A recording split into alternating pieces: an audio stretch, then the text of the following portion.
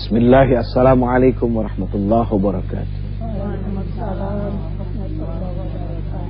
Innal hamdalillah, sesungguhnya segala puja dan puji itu hanyalah milik Allah saja. Nahmaduhu, kita akan senantiasa memuji Allah, wa nasta'inuh, dan kita juga akan memohon pertolongan kepada Allah, wa nastaghfiruh, dan kita juga akan memohon ampun kepada Allah. Wa na'udzubillahi min syururi anfusina, dan kita juga menjadikan Allah Subhanahu wa taala sebagai satu-satunya pelindung dari segala keburukan nafsu yang ada di dalam diri kita, wa min sayyiati a'malina, dan dari segala amal perbuatan kita yang buruk. May yahdillahu fala mudhillalah, barang siapa yang telah mendapatkan petunjuk, diumpamakan seperti pohon yang besar yang akarnya tertanam kuat di dalam tanah, sekuat apapun angin meniupnya dia tidak akan tumbang. Wa may yudlil fala hadiyah, dan barang siapa yang tidak mendapatkan petunjuk dari Allah, diumpamakan seperti orang naik kereta terus keretanya anjlok. Begitu anjlok, bukan cuma orang di dalam kereta berbahaya, tapi juga orang-orang yang ada di sekelilingnya. Jadi orang-orang yang jauh dari hidayah Allah Subhanahu wa taala bukan cuma akan membahayakan dirinya. Kalau dia seorang suami, maka akan membahayakan istrinya. Kalau dia seorang istri, maka akan membahayakan istrinya. Kalau dia adalah orang suaminya, ya. Kalau dia adalah orang tua, maka dia akan membahayakan anaknya. Dan kalau dia seorang anak, maka dia akan membahayakan orang tuanya. Dan kalau dia seorang pemimpin, maka dia akan membahayakan rakyat. Allahumma salli wa sallim wa barik ala Muhammadin wa ala alihi wa ashabi wa barik wa sallim ajma'in, amma ba'd. Hadirin yang dimuliakan Allah, aduh luar biasa nih. Nggak ada bosan-bosannya ya ketemu dengan ujian. Padahal ya Allah, bingung setiap mau tampil, aduh mau jawab apa, mau ngebahas apa, karena nggak punya apa-apa. Di sini pagi-pagi subuh-subuh karena takdir Allah Subhanahu wa taala. Coba kalau bukan karena takdir, nggak bisa ngapa-ngapain. Kita itu cuma ketitipan. Segala-galanya ketitipan. Sama yang ada di dompet ibu-ibu juga. Itu uang siapa tuh? Tahu dari mana uang Allah? Emang Allah ngasih uang? Yang ada di dompet kita itu sepertinya punya kita, padahal ada beberapa lembar itu milik orang lain. Milik orang lain. Gitu kan? Begitu kita keluar naik angkot, yang dari punya kita kasih ke orang. Asbab punya orang ini kita jadi sampai ke tempat kita.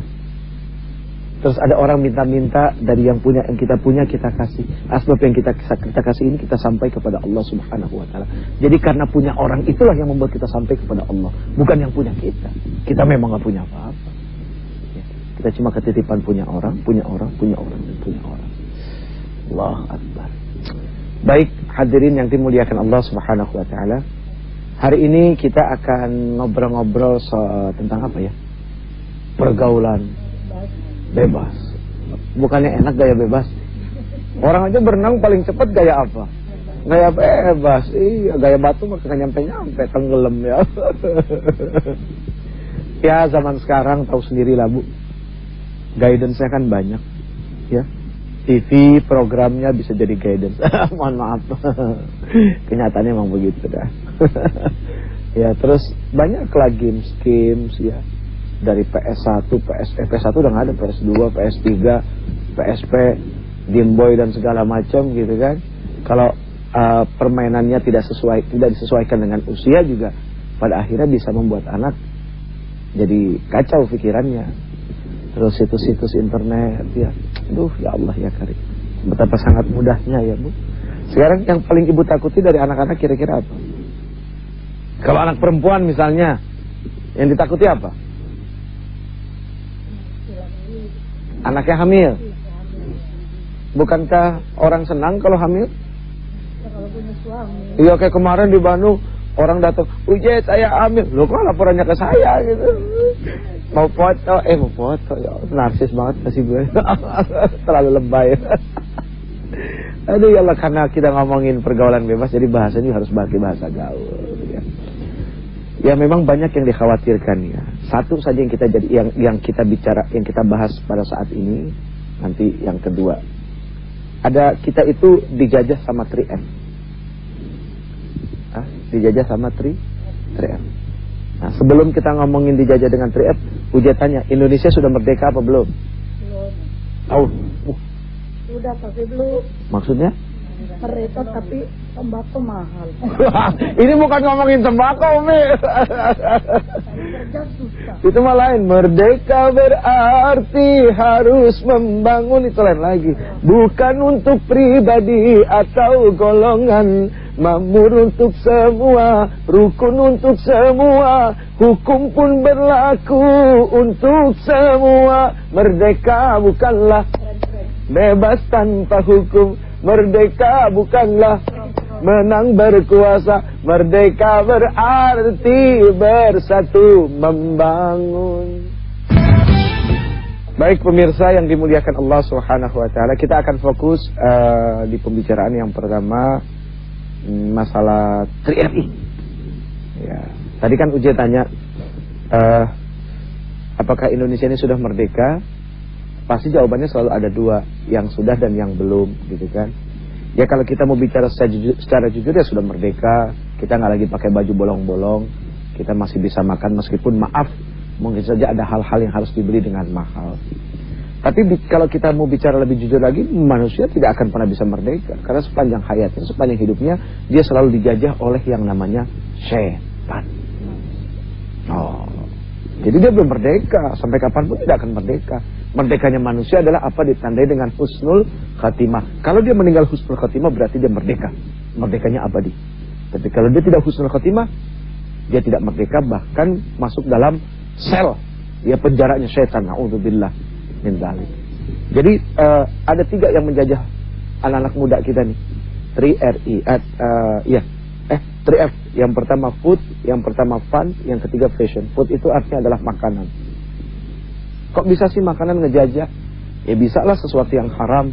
Sekarang ini kan banyak resto-resto yang tidak bertuliskan halal. Kalaupun ada tulisan halal, nulis sendiri. Awas lo, hati-hati lo. Kadang-kadang keinginan kita makan sama yang kita suka menyingkirkan pengetahuan kita apakah ini halal atau haram. Kadang-kadang begitu kita tanya halal atau haram, teman kita ngomong, lu ribet amat sih mau makan aja. Padahal penting ribet itu. Justru dari keribetan itu membawa keuntungan, gitu kan? Karena kita lebih kehati-hatian. Orang hati-hati itu kan lebih bagus. Lihat aja orang kalau nyebrang kagak pakai hati-hati ketabrak mobil.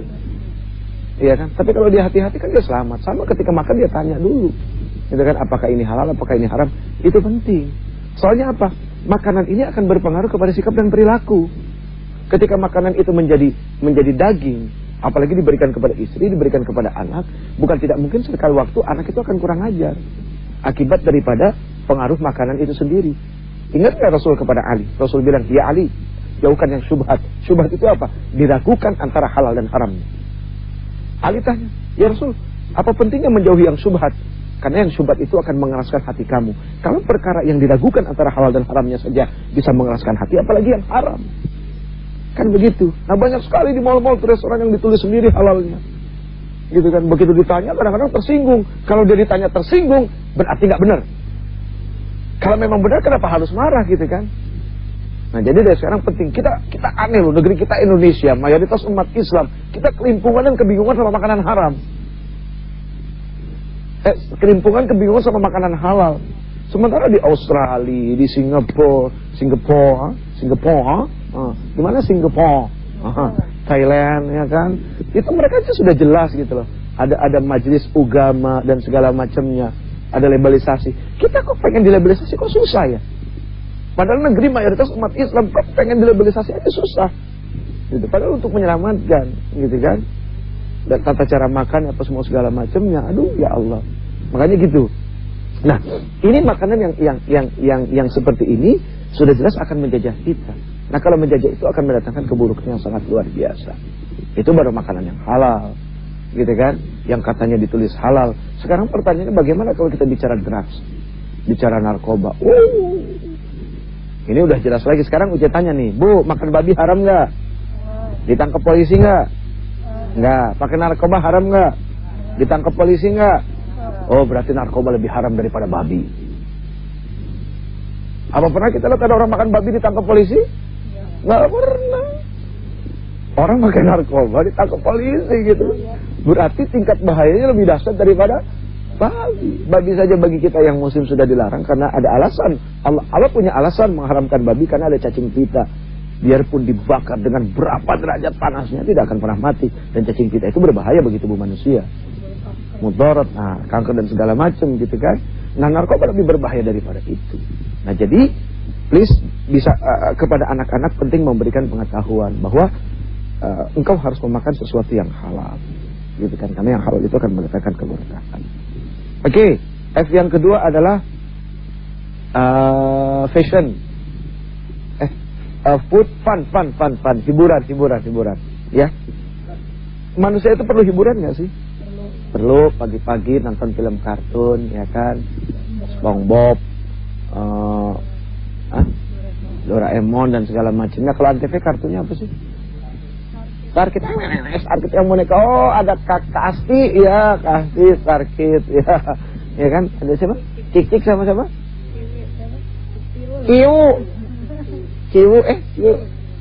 Ciu sama Mucu.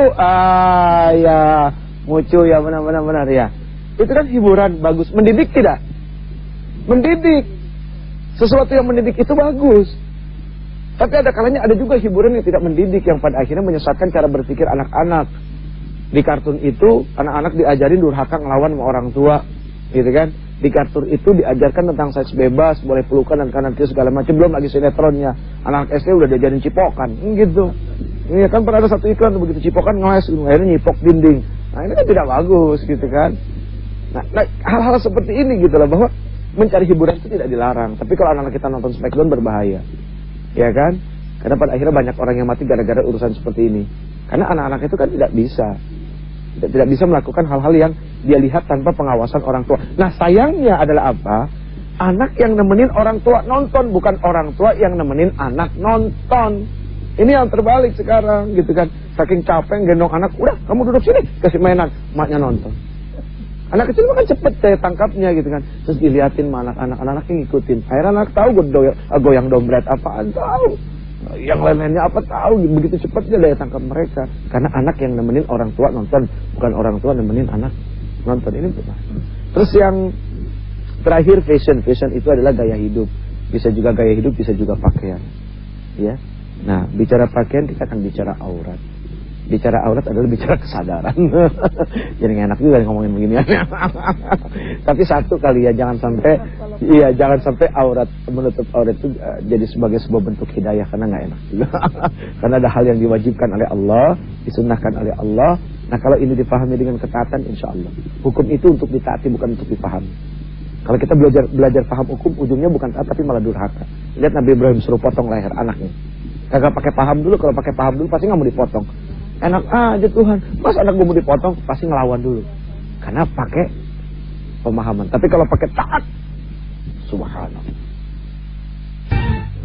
Alhamdulillah, subhanallah, luar biasa. Silakan Ibu, waktu kita singkat. Assalamualaikum warahmatullahi wabarakatuh. Waalaikumsalam warahmatullahi wabarakatuh. Baik, mau nanya sama Pak Ustadz, masalah tadi ilmu yang disampaikan sangat menarik sekali tentang pergaulan bebas anak-anak remaja, anak-anak zaman sekarang. Kalau begini ingat sama cucu.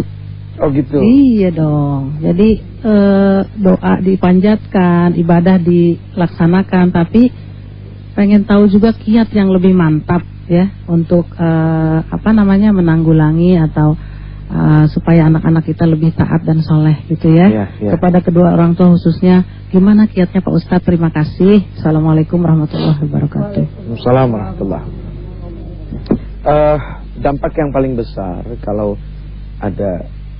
terjadi kebebasan gitu kan dari seorang anak, sudah pasti kepada anak itu dulu, baru kepada orang tuanya. Misalnya tiba-tiba si perempuan ini hamil di luar nikah gitu kan, hampir dipastikan nggak ada orang tua yang mau terima. Ada nggak orang tua yang bangga gitu, ketawa begitu anaknya hamil luar nikah? Mau aku hamil, ya alhamdulillah, sama siapa? Nggak tahu, ya nggak ada. Pasti stres semua, gitu kan. Apa yang ditabokin tuh anak, bahkan sampai ada yang dipasung, diusir, ya Allah. Saking betapa dampak ini, iya malunya luar biasa. Sebetulnya surat Luqman tadi itu memberikan satu jawaban bagaimana mendidik anak. Terus lagi bagaimana konsepnya itu sebetulnya sangat sederhana. Tarik, ulur, seperti orang main layangan gitu kan. Karena kalau tidak, wah luar biasa. Artinya juga memberikan pemahaman secara dini.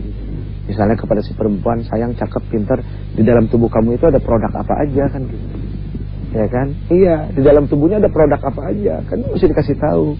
Kamu itu punya mulut rahim, kamu itu punya rahim, kamu itu punya rangsangan yang kalau disentuh sama cowok terjadi kan gitu. Iya, terjadi setrum, ya kan? Lihat aja kabel kalau telanjang nyetrum nggak? Nyetrum, makanya mesti ditutup tuh kabel kan gitu, jangan sampai telanjang. Bahaya kalau kabel telanjang nyetrum. Kalau kagak dicolokin, ya itu namanya orang mati, kagak ada nyawanya. Kan pasti yang kabel telanjang nyetrum adalah yang dicolokin, yang ada ruhnya, ada nyawanya kan gitu. Nah kayak gitu, itu diberikan pemahaman tentang produk-produk itu. Tidak harus merasa bahwa, tapi kan tabu. Ya, tabu daripada hamil kan gitu. Cuma tinggal mungkin bagaimana cara menyampaikan kepada anak-anak itu gitu kan. Bahwa teman laki-laki kamu selalu pasti ada maunya. Bohong kalau nggak ada maunya. Mama tuh dari mana? Mama kan pengalaman. Tidak usah malu bilang pengalaman, ya kan? Ya mengatakan pengalamannya juga maaf mungkin tidak dengan gua kan mak lu udah makan asam garam. Mak gua doain asam garam dulu deh. Nggak begitu, karena kalau begitu sudah dipastikan anak tuh kan begitu sih. Tapi begitu diajak diskusi, diajak ngobrol, dijadikan sahabat, itu akan lebih dahsyat. Artinya begini, kapan sekali waktu jadi orang tua, kapan sekali waktu jadi sahabat teman curhat, kapan sekali waktu jadi teman jalan. Jadi berfungsi sebagai itu. Wah, Rasul itu luar biasa deh. Udah Masya Allah nih, udah nggak ada duanya kalau bicara contoh soal Rasul. Nah, untuk menjawab 3F yang tadi, jawabannya adalah membangun 3RI. RI yang pertama rukun iman, RI yang kedua rukun Islam, RI yang ketiga rukun Indonesia. Gitu. Jadi dengan rukun ini insya Allah diberikan pemahaman tentang iman, tentang Islam, insya Allah ya. Amin ya Rabbal Alamin. Allahumma ya Rabbana ya Azim ya Karim ya Rabbana Alamin. Nas'aluka ya man huwallahu alladzi la ilaha illa huwa alimul ghaib wa syahadahu war rahmanur rahim.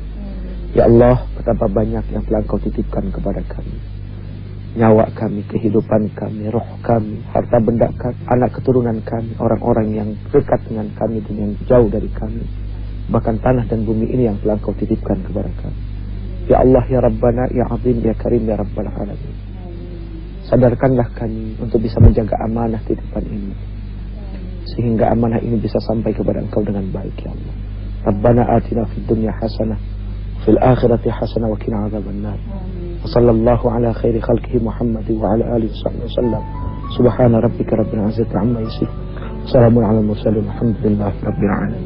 Mohon maaf lahir batin dengan segala kekurangan dan kesalahan. Assalamualaikum warahmatullahi wabarakatuh.